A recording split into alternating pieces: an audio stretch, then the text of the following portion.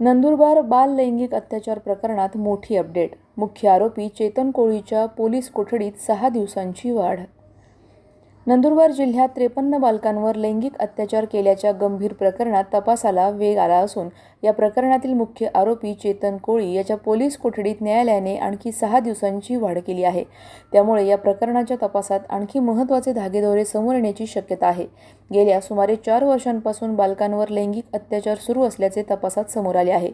पोलिसांनी तपासादरम्यान मोठ्या प्रमाणात डिजिटल पुरावे हस्तगत केले असून 43 नवीन व्हिडिओंसह एकूण 692 क्लिप्स आणि 1100हून अधिक फोटो जप्त करण्यात आल्याची माहिती समोर आली आहे. या डिजिटल पुराव्यांच्या आधारे पोलिसांकडून सखोल तपास सुरू आहे. दरम्यान मुख्य आरोपी चेतन कोळी याची HIV तपासणी करण्यात आली होती. त्याचा अहवाल निगेटिव्ह आल्याची माहिती आहे. मात्र या अहवालामुळे प्रकरणाच्या तपासावर कोणताही परिणाम होणार नसून पोलिसांकडून उपलब्ध पुरावे, पीडित बालकांचे जबाब आणि डिजिटल सामग्रीच्या आधारे तपास पुढे नेला जात आहे. या प्रकरणात पोलिसांच्या तपासाची व्याप्ती वाढली असून आणखी काही आरोपींचा सहभाग समोर येण्याची शक्यता व्यक्त केली जात आहे. जप्त करण्यात आलेल्या डिजिटल पुराव्यांची तपासणी आणि त्यातील व्यक्तींची ओळख पटवण्याचे काम पोलिसांकडून सुरू आहे.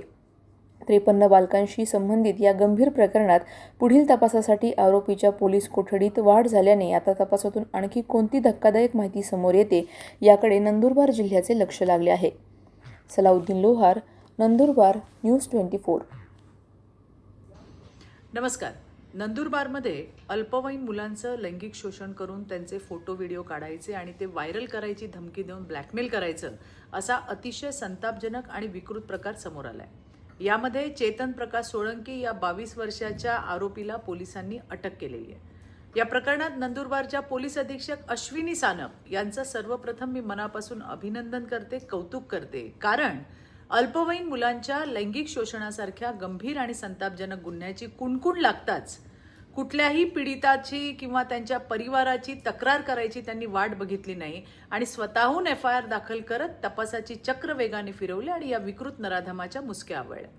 पोलिसाच्या तपासात त्याच्या मोबाईलमधनं जवळपास 600हून अधिक आक्षेपार्ह फोटो आणि व्हिडिओ आढळल्याची माहिती समोर आली आहे.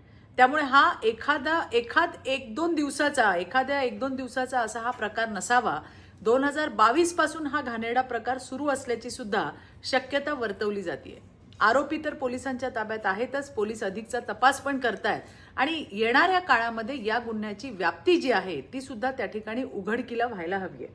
या आरोपीच्या मागे आणखी कोण आहेत, यामागे एखादं रॅकेट काम करतंय का, आणखी किती अल्पवयीन मुलं या विकृताची शिकार झाली आहेत, या सगळ्या प्रश्नांचं उत्तर तपासातून समोर यायला पाहिजे.